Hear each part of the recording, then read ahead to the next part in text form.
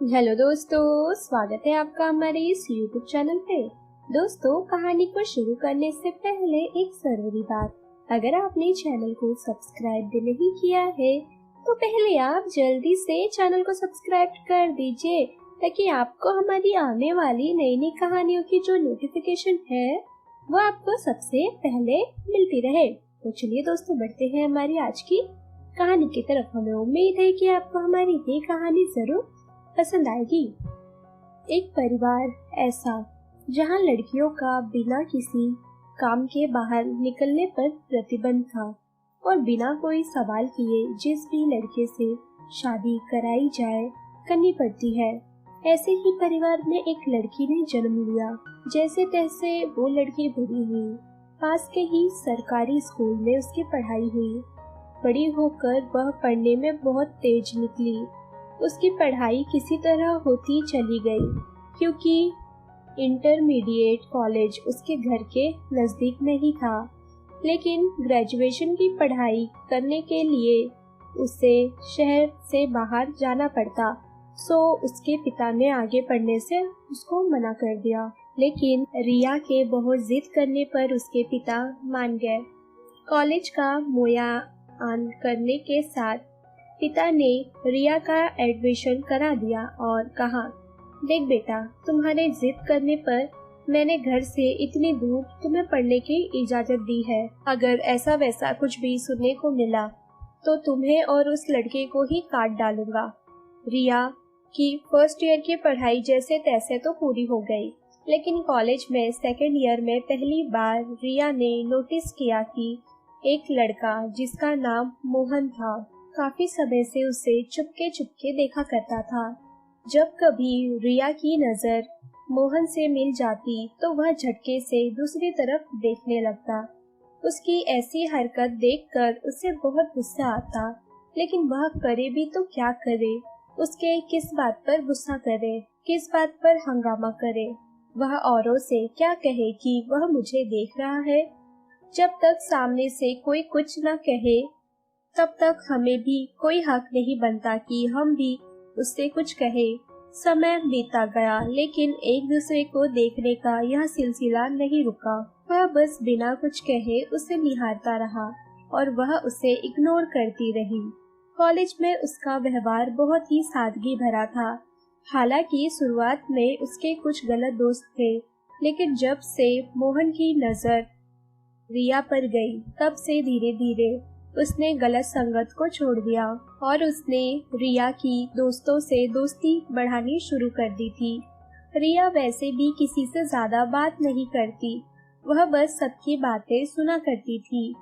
मोहन भी कभी कभार कुछ बोल दिया करता और वह भी बस सुन लिया करती, कभी किसी बात का जवाब नहीं देती, जिससे मोहन को बात आगे बढ़ाने का कोई भी बहाना मिलता। कई बार बातों ही बातों में मोहन ने अपनी भावनाओं को सबके सामने जाहिर तो किया, लेकिन रिया ने उसे महसूस भी नहीं होने दिया कि उसके मन में मोहन के लिए कुछ है भी या नहीं। सभी उससे उस लड़की का नाम पूछते तो वह कहता, अभी वह सिर्फ मेरे मन में है, मैंने अपने मन की बात उसके सामने जाहिर नहीं किया है और ना ही मुझे अभी उसके मन का पता है, इसलिए बिना जाने मैं उसके नाम को जग जाहिर नहीं कर सकता। किसी ने सच ही कहा है कि प्यार कभी किसी को बताकर या पूछकर नहीं होता। रिया के मन में भी मोहन के लिए कोमल एहसास ने कब घर कर लिया उसे भी पता नहीं चला। उसे पता चल गया था कि उसके मन में भी मोहन के लिए कुछ न कुछ तो जरूर है, लेकिन वह किसी से भी कुछ नहीं कह पाई, यहाँ तक कि मोहन से भी नहीं कह पाई। अब उसे मोहन का उसकी ओर देखना उसे खटकता नहीं था।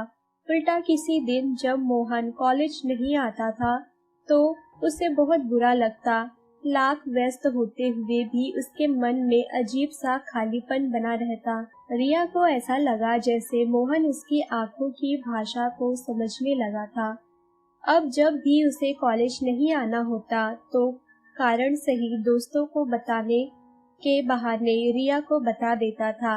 कुछ ही महीनों बाद उनका ग्रेजुएशन का पढ़ाई भी समाप्त होने वाला था। मन ही मन मोहन ने सोचा, इतना समय बीत गया लेकिन ना ही रिया ने अभी तक कुछ कहा है और ना ही मैंने ही अपने प्यार का इजहार किया है।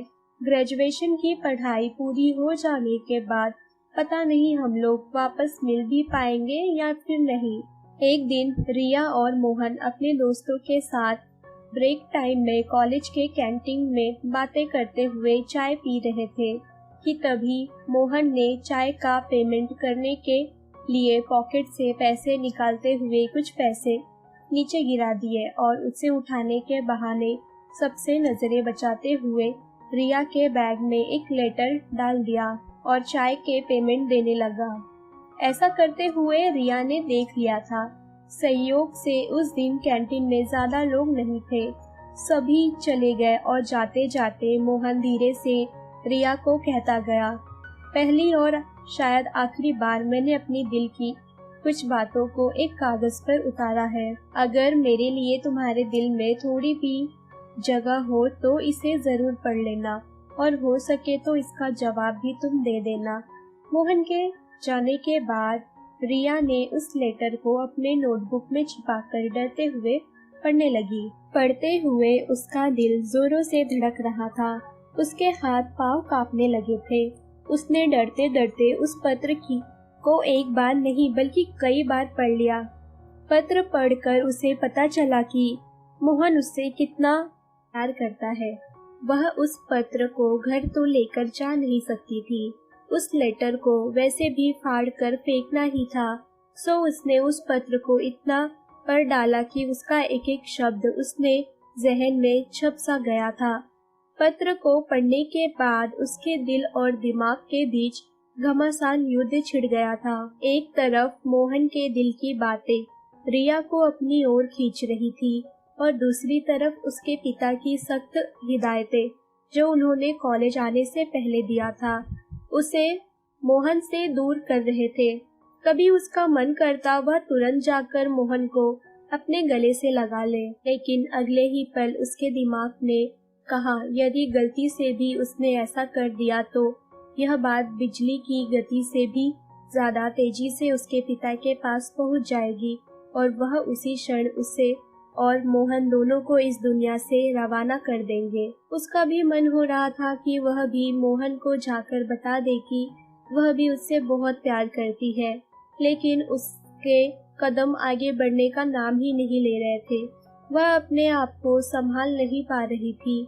उसने सोचा यदि वह कुछ देर के लिए वहां रुकी तो शायद वह खुद को मोहन के पास जाने से नहीं रोक पाएगी और फिर गजब हो जाएगा। फिर वह फौरन बिना कोई क्लास अटेंड किए कॉलेज से अपने घर चली गई।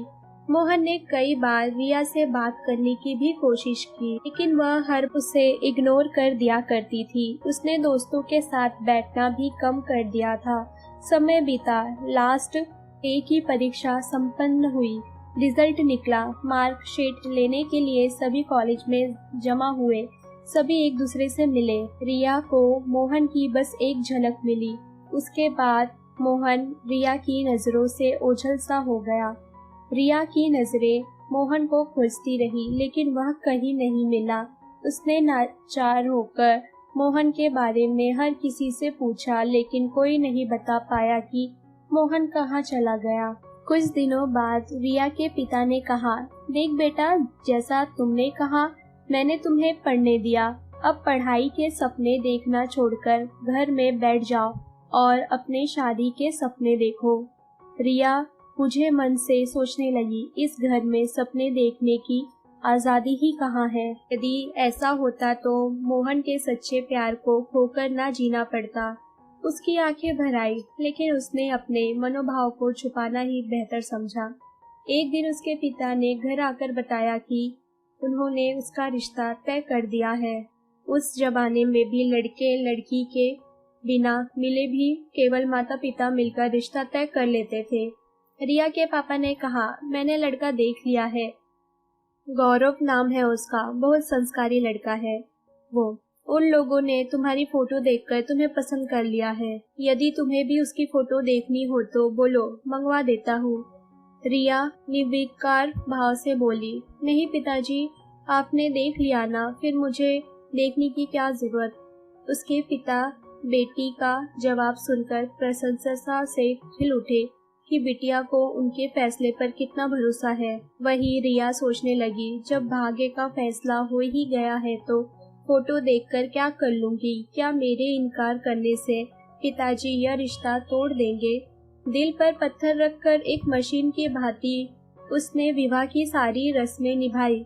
उसके मन में ना तो कोई इच्छा थी ना ही कोई खुशी। विवाह के दौरान एक तो दूल्हे ने सेहरा पहना रखा था, ऊपर से रिया को अपना दूल्हा देखने की कोई उत्सुकता भी नहीं थी। मायके से विदा होते समय वो बहुत कुछ पीछे छोड़ आई थी, लेकिन आज उसे मोहन की बड़ी याद आ रही थी। काश कि उसने अनकहे शुद्ध प्रेम को संपूर्णता मिल पाई होती, तो वो यूं अनिच्छा से ससुराल न जा रही होती, बल्कि खुशी खुशी अपने मोहन के साथ एक नई दुनिया बसाने को तैयार रहती। लेकिन अब तो जो होना था वो हो चुका था। ससुराल में गृह प्रवेश के बाद कई रस्मों को निभाने के बाद अंत उसे सुहागरात के कमरे में पहुंचा दिया गया। यही वो घड़ी थी जिसके लिए वो सबसे ज्यादा घबराई हुई थी। वो 16 श्रृंगार किए हुए भाव सुनने की सुहाग की सेज पर बैठी हुई थी। कमरे में गुलाब और चमेली के फूलों की सुगंध उड़ रही थी। इतना बड़ा पलंग, भव्य कमरा, सब कुछ तो था, लेकिन मनचाहा जीवन साथी नहीं मिल पाने की कसक उसके अंतमन को लहूलुहान किए जा रही थी। उसकी घबराहट बढ़ने लगी। उसके हृदय में किसी और की मूरत थी। वो कैसे किसी और के आगे समर्पण कर पाएगी, वो सोच ही रही थी। तभी कमरे में उसके पति ने प्रवेश किया। वो भयभीत हिरणी सी कांपने लगी। उसका पति उसके पास बैठा तो उसके दिल की धड़कनें तेज हो गई और माथा पसीने से भीग गया। वो खुद में सिमटने लगी। उसके पति ने आगे बढ़कर उसका घूंघट उठाया। रिया ने आंखें बंद कर ली और उसकी आंखों से आंसू बहने लगे। उसके पति ने जब उसके गुलाबी गालों पर लुढ़कते हुए मोती देखे तो उसने अपनी उंगलियों से उन्हें पोंछने लगा। रिया उसके स्पर्श से कांप उठी। उसका मन कर रहा था वो कमरे से बाहर भाग जाए। तभी उसे एक परिचित स्वर सुनाई दिया, अब भी अपने मोहन से कुछ नहीं बोलोगी। यह स्वर सुनकर रिया ने चौंक कर अपनी आंखें खोली तो सामने दूल्हे के भेष में मोहन को देखकर सुखद आश्चर्य से उछल पड़ी। ये सब कब और कैसे हो गया था। बिन मांगे उससे उसके देवता मिल गए थे, जिसके लिए एक क्षण पहले वो आंसू बहा रही थी। उसे अपने सामने देखकर वो खुद को रोक नहीं पाई और झट से गले लगा ली। मोहन ने उसे अपनी मजबूत बाजुओं में कस लिया।